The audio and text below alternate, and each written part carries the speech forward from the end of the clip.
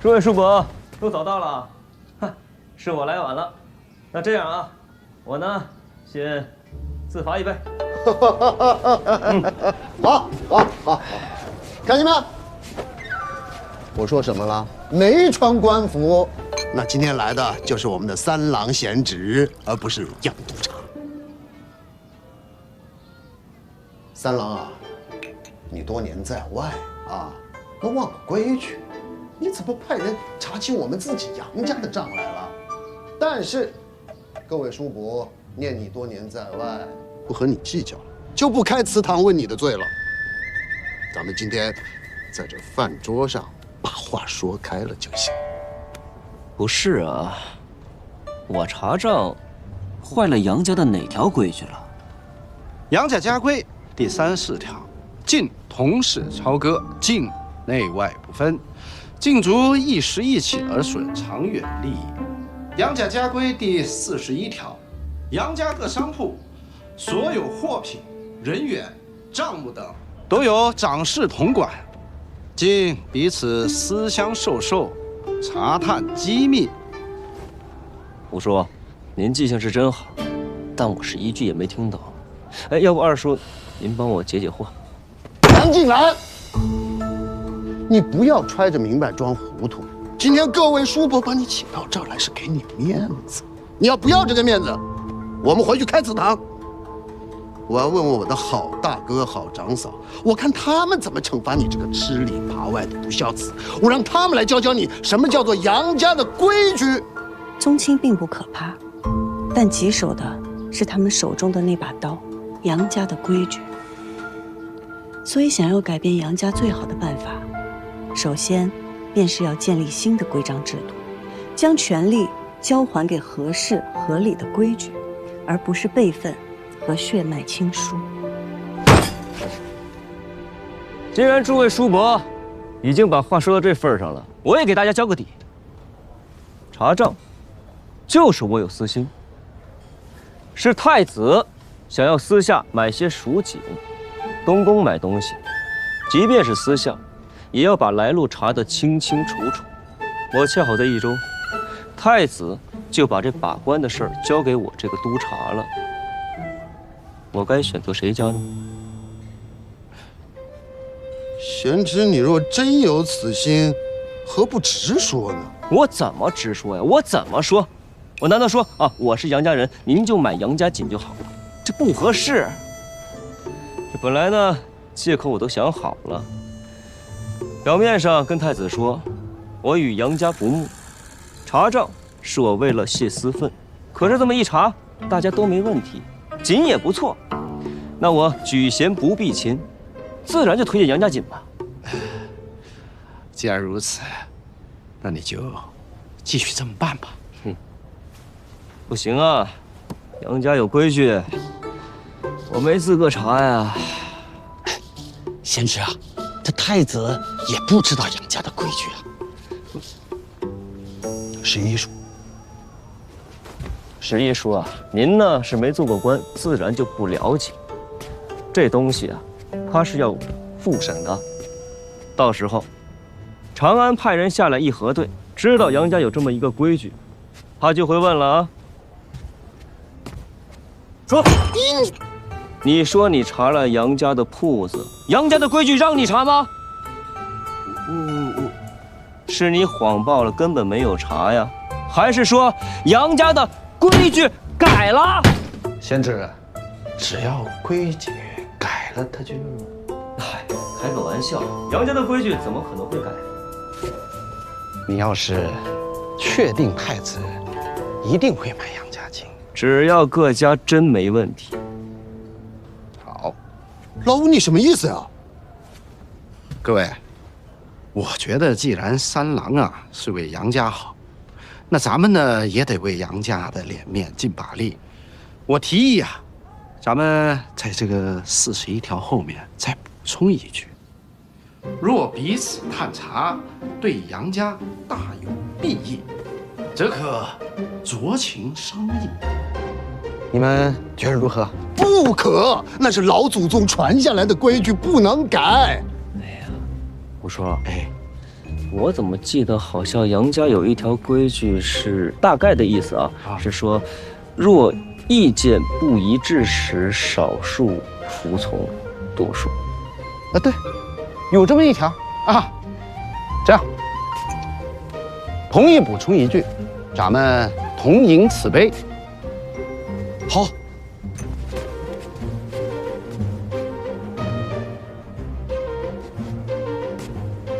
二叔，二哥，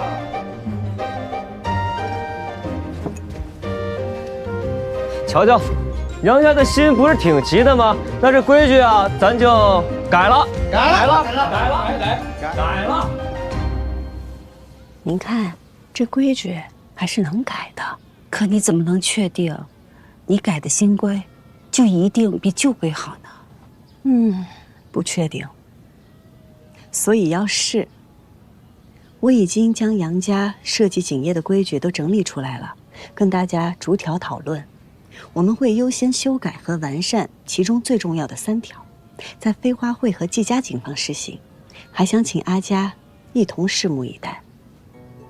原来你要革的不是杨家，是锦业。我要革新的是所有不讲道理的规矩。若我此次尝试能有成效，阿佳可允我也在杨家一试，或者说，阿佳可敢一赌。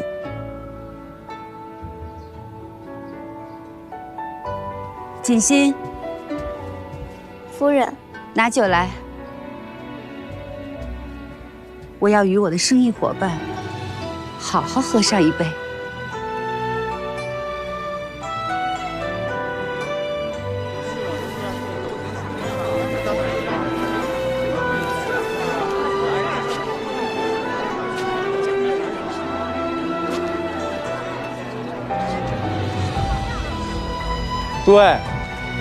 诸位不必担忧我们作假，这些都会写进契约。有意来季家锦房做工者，请进里面结契。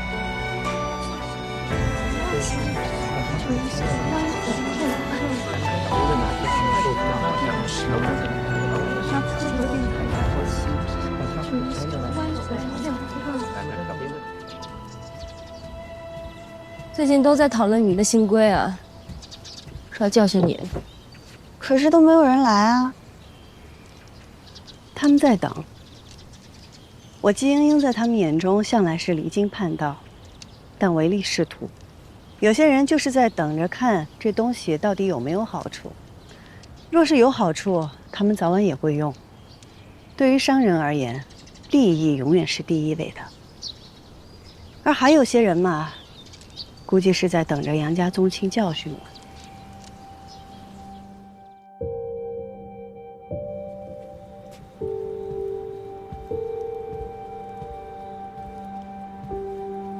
真好看呢，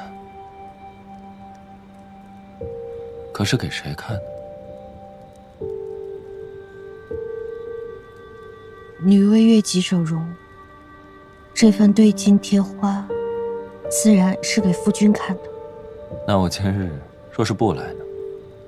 所以我日日等在此处，想着总有一天，夫君有需要我的时候。譬如节庆，有事总需要我这个赵二夫人出来露个面吧。又譬如我阿爷突然想起我，想要见见我。你们牛家人啊，还真是心智坚韧，在如此逆境中，还可以做到隐忍折服。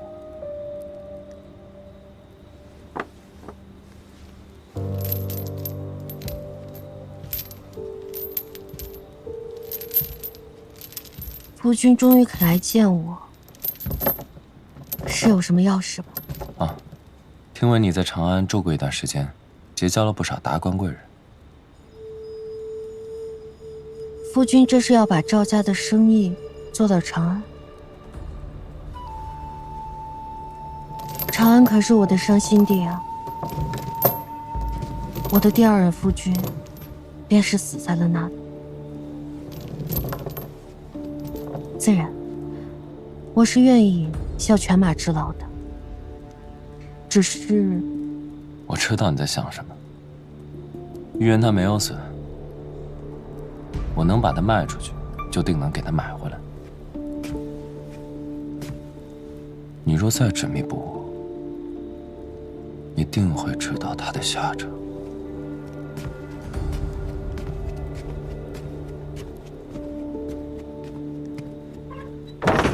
玉渊，我一定会把你救出来的。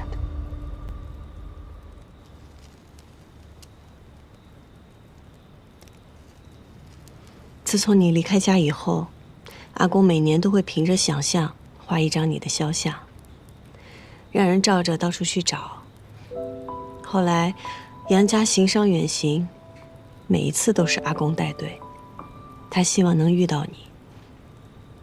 他每年为你抄经祈福，哪怕你不回来，也希望你能平安。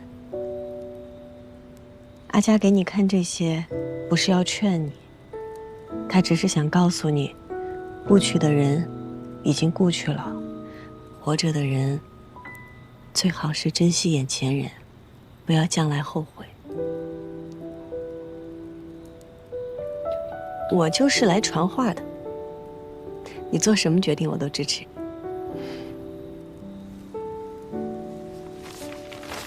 夫人辛苦了。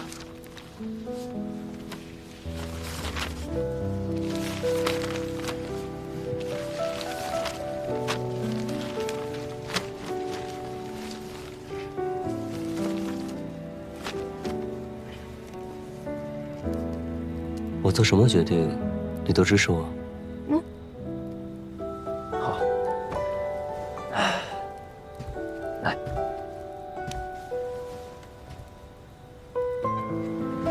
哎，杨家兰，你干什么？你帮我下来，我还有事。我也有事。我有正事。我也是正事。啊，明天。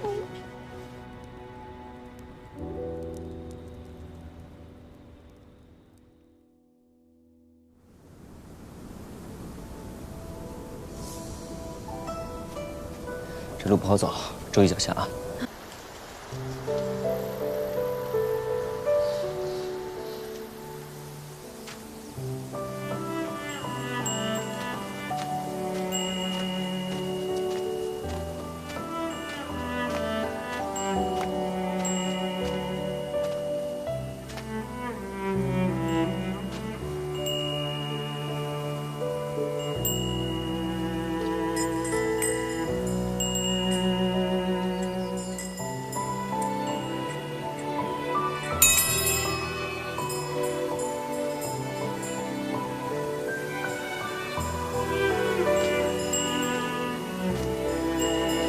停停，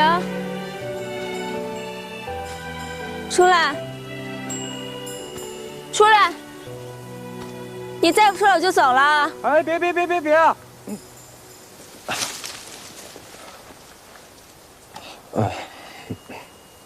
这秋千你做的？啊，是，这些木头我都浸过药水，书上说这样可以防止蚊虫侵扰。你手里拿那个做什么？哦，我在那边种了几棵桃树，明年这个时候便可以开花了。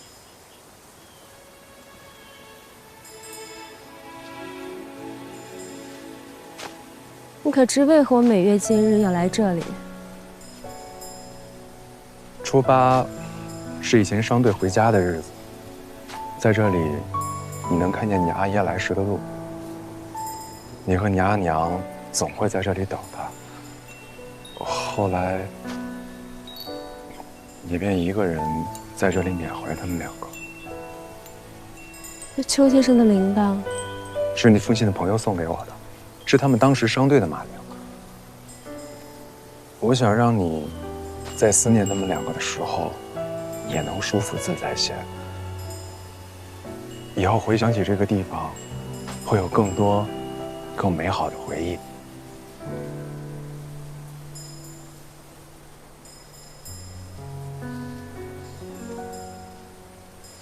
是我哪里做的不好吗？你做得很好，我很感动。但我不是未经世事的闺阁女子。情到深处时，谁不是义无反顾、百般动容？但是日子长了，谁也说不准以后会变成什么样子。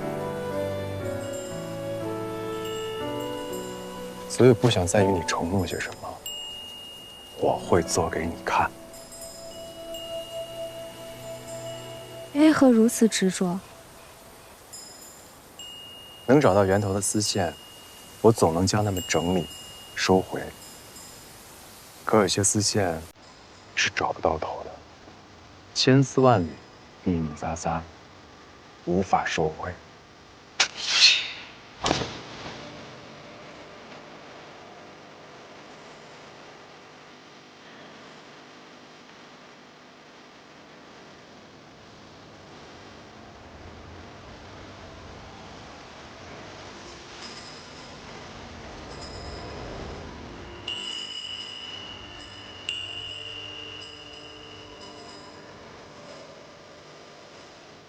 找不到源头就给它剪掉。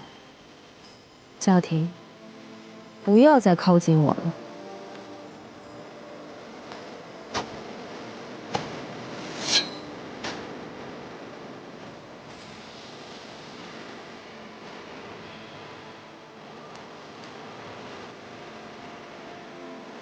这个可以防止蚊虫侵扰。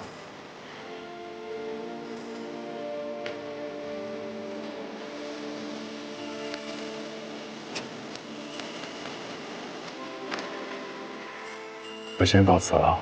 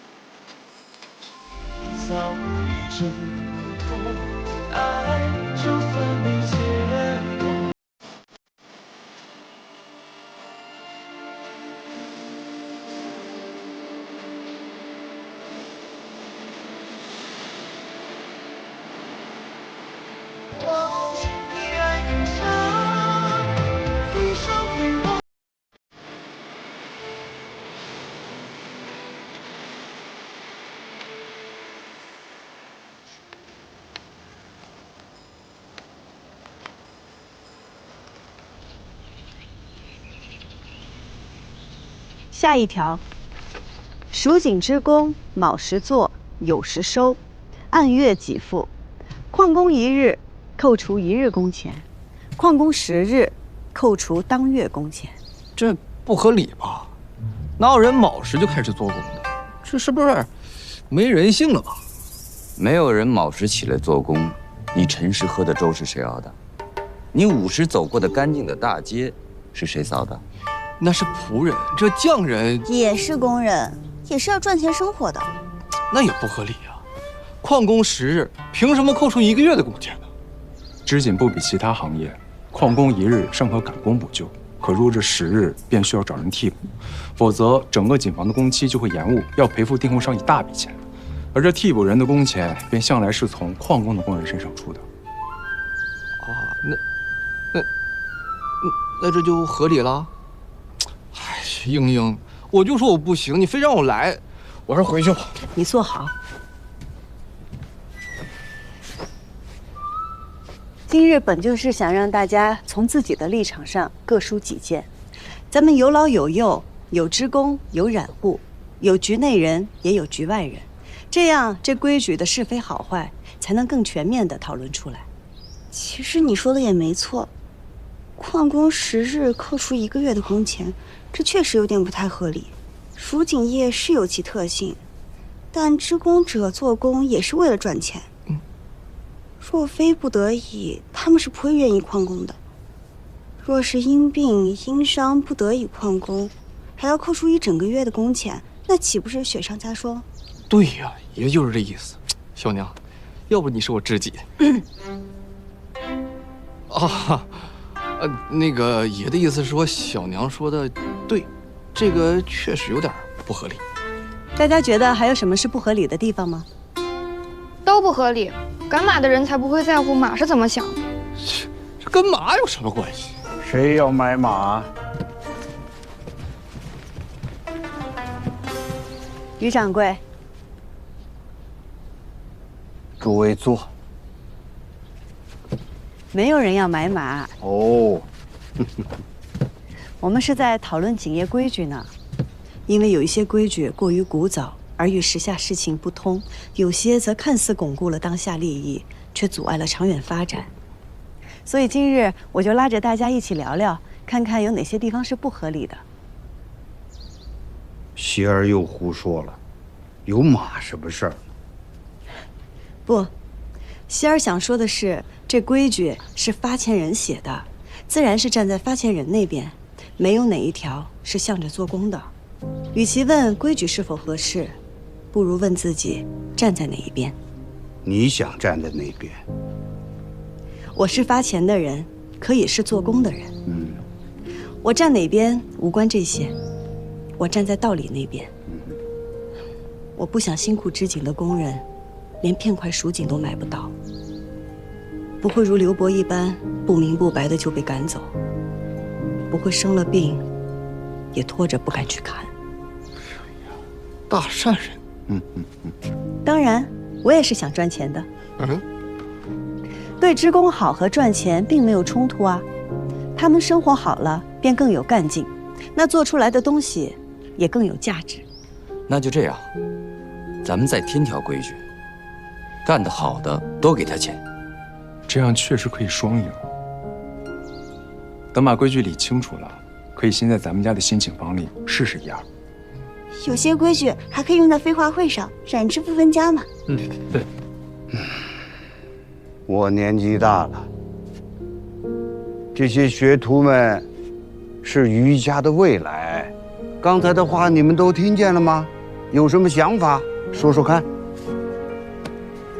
说两句。怎么了？我这些学徒们都成哑巴了。师傅，徒儿觉得人都是会死的。于怀恩，学我找秃头。啊？为什么秃头啊？我薅的。这么事儿。徒儿的意思是人会死，规矩为什么不可以死？山会变成海，云会变成雨，自然的事便该自然更替，自然发生。啊，不错，有悟性啊！看来我余家日后也要顺其自然了。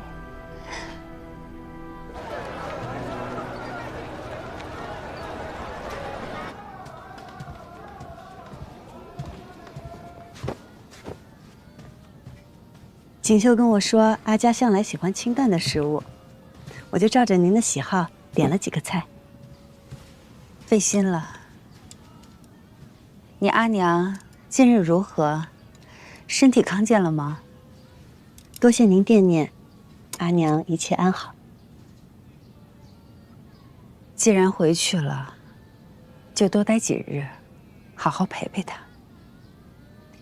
其实，我没回杨家，并非要照顾阿娘，而是，如今我还没有回到杨家的底气。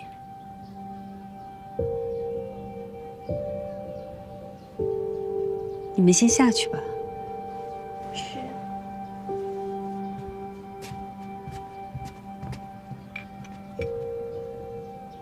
可还是想着小样锦的事，有点难过。是，也不是。经过这个小样锦的事情，我倒是看明白了一些事儿。杨家、本家和旁系生意联系紧密，因此在生意上能一致对外，令杨家固若金汤。这也是杨家兴盛百年的重要原因之一。